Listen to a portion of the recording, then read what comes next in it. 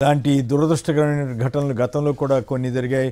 ఒక 35 ఏళ్ల క్రితం ఎల్బీ నగర్ దగ్గర ఇంత పెద్ద ప్రమాదం జరిగింది. ఆ తర్వాత మహబూబ్ నగర్ దగ్గర అక్టోబర్ 30, 2013 అంటే కరెక్ట్గా ఇప్పుడు చూడండి 2013 ఇప్పుడు 2025 12 ఏళ్ల క్రితం బెంగళూరు నుండి హైదరాబాద్ ప్రయాణిస్తున్న ప్రైవేట్ వోల్వో బస్సులో ప్రమాదం జరిగింది.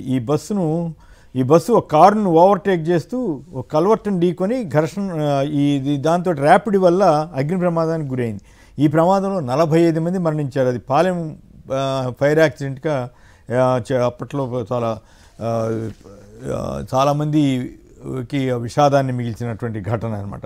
అలాగే ఈ మధ్య మొన్న జైసల్మేర్ దగ్గర రాజస్థాన్లో జైసల్మేర్ దగ్గర కూడా 21 మంది చనిపోయారు. అలాగే మహారాష్ట్రలో 25 మంది, నాసిక్ దగ్గర జరిగినటువంటి ప్రమాదంలో 25 మంది చనిపోయారు. సో ఇలా ఈ సేఫ్టీ నామ్స్ అన్నిట్లోనూ ఈ వార్తలు చూస్తే సేఫ్టీ నామ్స్ సరిగా పాటించకపోవటం వల్ల కూడా ఇట్లాంటివన్నీ జరుగుతున్నాయని ఇక్కడ తెలుగు రాష్ట్రాల్లోనే కాదు ఇతర రాష్ట్రాల్లో కూడా ఈ సమస్య ఇట్లా ఉంది. సేఫ్టీ నామ్స్ పాటించకపోవటం, డ్రైవర్లకు శిక్షణ ఇవ్వకపోవటం, వెంటనే ఏ రకంగా అప్రమత్తం అవ్వాలన్న దాని మీద సరైన అవగాహన లేకపోవటం, ఎలాగోలా ఇదే చిన్న ఇష్యూయే అనుకుని చిన్న ఇన్సిడెంట్ అనుకుని వాళ్ళు తెలియక ఈ నిర్లక్ష్యం చేయటం, సో ఇటువంటి వాటి వల్ల కూడా జరుగుతూ ఉంటాయి.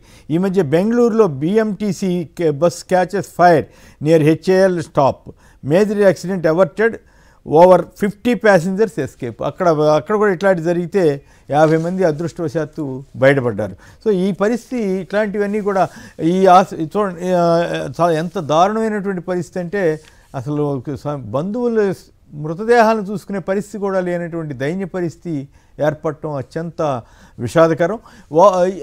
ఆసుపత్రి దగ్గర శివారెడ్డి మా ప్రతినిధి ఉన్నారు, వారితో అక్కడ ఉన్నటువంటి పరిస్థితి మీద వారు ఏమంటున్నారో విందాం. Sivareddy, over to Sivareddy. కేసర్ గారు, అత్యంత ఘోర రోడ్డు ప్రమాదంగానే చెప్పాల్సి ఉంటుంది. ఎందుకంటే నిద్రపోయిన వారు నిద్రపోయినట్టుగానే చనిపోయిన పరిస్థితి, అందరూ ఖాళీ బూడిదైన వాతావరణం అయితే కనిపిస్తోంది. గాయపడ్డ వారిని కర్నూలు ప్రభుత్వ ఆసుపత్రికి తీసుకొచ్చారు. ఇక్కడ చికిత్స చేస్తున్న పరిస్థితి కనిపిస్తోంది. మొత్తం బస్సులో 40 మంది ప్రయాణికులు ఉన్నారు, 2 డ్రైవర్లు అదేవిధంగా సిబ్బంది ఉన్న పరిస్థితి కనిపిస్తుంది. అయితే 3-3:30 గంటల ప్రాంతంలో ఒకసారిగా వోల్వో బస్సు అంటే కావేరీ ట్రావెల్ సంబంధించిన వోల్వో బస్సు బైకును ఢీకొంది. బైకును ఢీకొన్న తర్వాత అక్కడికక్కడే బైకిస్ట్ కూడా మృతి చెందాడు. ఆ నేపథ్యంలోనే ఒకసారిగా మంటలు చెలరేగాయి. అయితే అక్కడ మంటలు పెద్ద ఎత్తున వ్యాప్తి చెందడంతో దాదాపుగా 11 మంది చనిపోయినట్లుగా ఇప్పటిదాకా అధికార వర్గాలు పేర్కొంటున్న పరిస్థితి కనిపిస్తోంది. మరోవైపున ఇందులో దాదాపుగా 20 మంది దాకా చనిపోయి ఉంటారని అంచనా వేస్తున్నప్పటికీ అధికారులు మాత్రం ఇప్పటిదాకా 11 మంది చనిపోయినారని కన్ఫర్మ్ చేస్తున్నారు. మిగిలిన వారు ఆచూకీ మాత్రం లభ్యం కాలేదని చెప్తున్న పరిస్థితి కనిపిస్తోంది. పూర్తి స్థాయిలో ఎందుకంటే మనము కొద్దిసేపటి కిందట కర్నూలు ప్రభుత్వ ఆసుపత్రిలో చికిత్స పొందుతున్న ప్రయాణికులతో కూడా మాట్లాడడం జరిగింది. బైక్ యాక్సిడెంట్ జరిగిన తర్వాత పెద్ద శబ్దం వచ్చింది. అయితే శబ్దం వచ్చిన తర్వాత ప్రయాణికులందరినీ పూర్తి స్థాయిలో అలర్ట్ చేసి ఉంటే ఖచ్చితంగా నిద్రపోయేవారు కూడా కిందికి దిగి సురక్షితంగా వెళ్ళేవారు. అయితే డ్రైవర్లు ఎవరైతే కావేరీ ట్రావెల్స్ డ్రైవర్లు 2 ఉన్నారో వాళ్ళు ప్రయాణికుల్ని అలర్ట్ చేయలేదు. కేవలం దిగిన తర్వాత మంటల్ని ఆర్పివేసేందుకు మాత్రం ప్రయత్నించారు. అయితే ఒక్కసారిగా అంటే దాదాపుగా 2-3 నిమిషాల వ్యవధిలోనే బస్ అంతా మంటలు వ్యాప్తి చెందడంతో ఒకసారిగా పెను ప్రమాదం చోటు చేసుకుంది. ఈ నేపథ్యంలోనే బ్యాక్ సైడ్ ఉన్న వారంతా గ్లాసెస్ని బ్రేక్ చేసి అక్కడి నుంచి కిందికి దూకారు. ఈ సందర్భంగా కొంతమంది కాళ్ళు విరిగాయి, మరికొంతమందికి చేతులు విరిగి కర్నూలు ఆసుపత్రిలో చికిత్స పొందిన పరిస్థితి కనిపిస్తోంది. మొత్తం మీద అయితే బస్సులో 42 మంది ఉన్నారు, 2 డ్రైవర్లు కిందికి దూకేశారు. మొత్తం 11 మంది చనిపోయారు. అయితే మిగిలిన వారు ఎక్కడికి వెళ్ళారు, ఎంతమంది చనిపోయారు దానిపైన ఇప్పటిదాకా అధికారులు క్లారిటీ ఇవ్వని పరిస్థితి కనిపిస్తోంది. మొత్తం 25 నుంచి 30 మంది దాకా చనిపోయి ఉండవచ్చని అయితే స్థానికంగా భావిస్తున్న పరిస్థితి కనిపిస్తోంది. మరోవైపున బైకిస్ట్ ఎవరైతే ఆపోజిట్ అంటే రాంగ్ రూట్లో వచ్చి బైక్ ఢీకొన్నారో ఆ శివశంకర్ అనే అబ్బాయి కూడా మృతి చెందిన పరిస్థితి కనిపిస్తోంది. ఇప్పటిదాకా కర్నూలు జిల్లా కలెక్టర్ సిరి అదేవిధంగా ఇతర అధికారులు పరిస్థితిని ఎప్పటికప్పుడు సమీక్షిస్తున్నారు. మొత్తం హైదరాబాద్ నుంచి బెంగళూరు దాకా వెళ్తున్న బస్సులో దాదాపుగా 42 మంది ఉన్నట్లుగా గుర్తించిన పరిస్థితి కనిపిస్తోంది. ఇప్పటిదాకా 11 మృతదేహాలని గుర్తించిన పరిస్థితి కనిపిస్తోంది. కర్నూలు ప్రభుత్వ ఆసుపత్రిలో 11 మంది చికిత్స పొందుతున్నారు. వారంతా సురక్షితంగా ఉన్నట్లు వైద్యులు చెప్తున్న పరిస్థితి కనిపిస్తోంది. కేసర్ గారు. ఇక మొత్తం బస్ ప్రమాదంలో 22 మంది చనిపోయినట్లు ఇప్పటివరకు పోలీసులు గుర్తించారు. మృతుల్లో ఎక్కువ మంది హైదరాబాద్ వాసులు ఉన్నారు. మృతుల సంఖ్య పెరుగుతుందనే భయం ఉన్నప్పటికీ ఓవరాల్గా ఇక ఆగిపోయినట్లుగానే మనం భావించవచ్చు అనుకుంటా. ప్రమాదానికి గురైన Vemuri Kaveri travels bus DD పేరుతో, అంటే డయూడామన్ పేరుతోటి రిజిస్టర్ అయి ఉంది అక్కడ ఆ రాష్ట్రానికి సంబంధించి. అది కేంద్రపాలిత ప్రాంతం. హైదరాబాద్ నుంచి బెంగళూరు వెళ్తుండగా ఈ ప్రమాదం జరిగింది. బస్ ప్రమాదంపై నిర్లక్ష్యంగా సిబ్బంది సమాధానం ఇస్తున్నారనే ఇది చెప్తున్నారు. కుకట్పల్లి ట్రావెల్స్ ఆఫీస్కు తాళం వేసి పరారయ్యారు సిబ్బంది. 11 మృతదేహాలను బయటికి తీసిన పోలీసులు. మరో 11 మందిని గుర్తించాల్సి ఉందని జిల్లా కలెక్టర్ గారు చెప్తున్నారు. ప్రయాణికులంతా హైదరాబాద్ నుంచే వెళ్తున్నారు బెంగళూరుకి. ప్రమాద సమయంలో డ్రైవర్లు బస్సు నుంచి దూకేశారని కలెక్టర్ గారు వివరించారు. బస్సులో 42 మంది ప్రయాణికులు ఉన్నారని ఐజీ చెప్పారు. ప్రాణ నష్టం తగ్గించేలా బస్సు నిర్మాణంలో మెటీరియల్ లేదు అని కూడా ఆయన వెల్లడించారు. ప్రమాదం జరిగితే ప్రయాణికులు బయటపడేలా బస్సు నిర్మాణంలో ప్రికాషన్స్ లేవని కూడా, ఇది కీలకమైన పాయింట్ ఐజీ గారు చెప్తున్న దాని ప్రకారం. ఈ ఇది చాలా కీలకమైనటువంటి పాయింట్ ఏంటంటే ప్రాణ నష్టం తగ్గించేలాగా కానీ, అలాగే ప్రమాదం జరిగితే ప్రయాణికులు బయటపడేలా కానీ బస్సు నిర్మాణంలో ప్రికాషన్స్ అంటే ముందు జాగ్రత్తలు లేవని ఐజీ గారు చెబుతున్నారు. డ్రైవర్ నిర్లక్ష్యం వల్లే బస్సు ప్రమాదం జరిగిన ప్రత్యక్ష సాక్షి కూడా చెబుతున్నారు. బైక్ ఢీకొన్నప్పుడే బస్సు ఆగి ఉంటే ప్రమాదం జరిగేది కాదని ప్రత్యక్ష సాక్షి సమాచారం.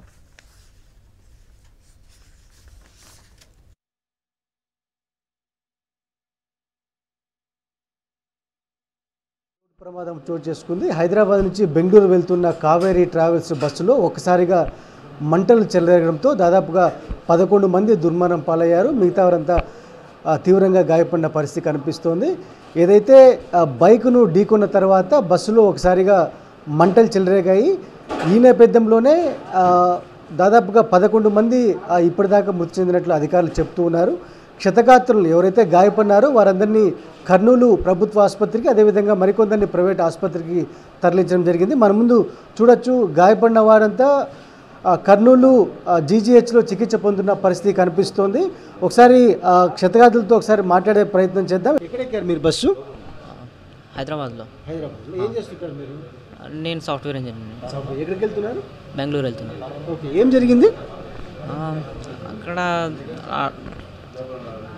కరెక్ట్గా చెప్పలేను. అది బస్సు కిందికి బైక్ వెళ్ళిందంట. సో అది రాసుకుంటూ వెళ్ళింది. తర్వాత మంటలు వచ్చేసినాయి. తర్వాత ఎగ్జిట్ డోర్ నుంచి వెళ్ళి మేము కొందరం కలిసి దాన్ని విరగొట్టి బయటికి దూకేసినాం. ఇక 1 మినిట్లోనే అది బ్లాస్ట్ అవ్వడం జరిగింది కాలిపోయి. మంటలు బాగా ఎక్కువ వచ్చాయా? బాగా వచ్చాయి. ఎంతమంది? బస్సు ఫుల్గా ఉన్నది అప్పుడు? నిండుగా బస్సు. సో మీరు డోరు గ్లాస్ బ్రేక్ చేసి బయటకు వచ్చేసారా? అవును. ఎంతమంది వచ్చారు మీతో పాటు? దాదాపు 10 మంది అనుకుంటా. కరెక్ట్గా చెప్పలేను నేను. 10 మంది. సో లెఫ్ట్ రైటో తెలియదు. సైడ్ విండోస్ కూడా విరగొట్టి కొందరు వెళ్ళిపోయారు. బ్యాక్ విండో కూడా విరగొట్టి కొందరు వెళ్ళిపోయారు. సో బస్సు ఆగిన తర్వాత ఫైర్ వచ్చిందా, లేకపోతే ఫైర్ వచ్చిన తర్వాత మీరంతా అలర్ట్ అయ్యారు? ఎట్లా జరిగింది? అంటే మీరు ఎట్లా లేచారు? నిద్రపోయినారు కదా అప్పుడు? నేను లేచేసరికల్లా బస్సు ఆగింది. సో మేము ఎమ్మటే లేచాం, రెస్పాండ్ అయ్యాం. తర్వాత మిగతా వాళ్ళు ఉన్నారు కదా, వాళ్ళు రెస్పాండ్ అయ్యి కొంచెం డోర్ విరగొట్టడం అదంతా జరిగింది. సో వెంటనే ఇక దిగేసినాం. ఇక దిగిన తర్వాత ఇక జరిగిపోయింది కదా ఇన్సిడెంట్ అట్లా. ఇక అంతే. ఓకే, ఏమనిపిస్తుంది బస్సు అంటే ఈ మొత్తం ఇన్సిడెంట్ చూసిన తర్వాత ఏమనిపిస్తుంది? చాలామంది చనిపోయారు, బాధగా ఉంటుంది. కొంచెం భయం అనిపించింది? అనిపించింది, ఎందుకు అనిపించాలి. ఇక్కడ పక్కన అరవడము, చాలామంది చనిపోతుండడం. అదే కదా, అందరూ హెల్ప్ అని అడిగారు.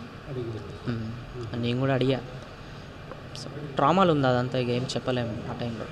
గ్లాస్ బ్రేక్ చేయడానికి కూడా కొంచెం ఇబ్బంది పడింటారు అయితే. ఎందుకంటే ఏసీ బస్ కదా, కొంచెం ప్యాకెడ్గా ఉంది అది.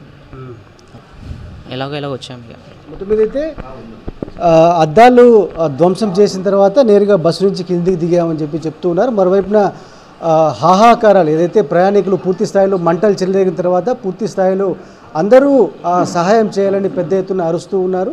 ఈ నేపథ్యంలోనే ఒక్కసారిగా క్షతగాత్రులంతా కిందికి దిగే ప్రయత్నం చేశారు. మరికొందరు చనిపోయిన పరిస్థితి కనిపిస్తోంది. మొత్తం ఇప్పటిదాకా కర్నూలు రోడ్డు ప్రమాదానికి సంబంధించి 11 మంది మృతి చెందినట్లు అధికారులు పేర్కొంటున్న పరిస్థితి కనిపిస్తోంది. బస్సులో మొత్తం 42 మంది దాకా ఉన్నారు. బైకు ఢీకొన్న తర్వాత ఒకసారిగా బస్సులో మంటలు చెలరేగాయి. అందులో 11 మంది చనిపోయినారు. మిగతా అంటే 2 డ్రైవర్లు కూడా కిందికి దూకేసిన పరిస్థితి కనిపిస్తోంది. గాయపడిన వారందరినీ కర్నూలు ప్రభుత్వ ఆసుపత్రికి తరలించి చికిత్స అందజేస్తున్న పరిస్థితి కనిపిస్తోంది. వీడియో స్టూడియో శ్రీనివాస్ వచ్చే శివాడి సాక్షి న్యూస్ కర్నూలు నుంచి.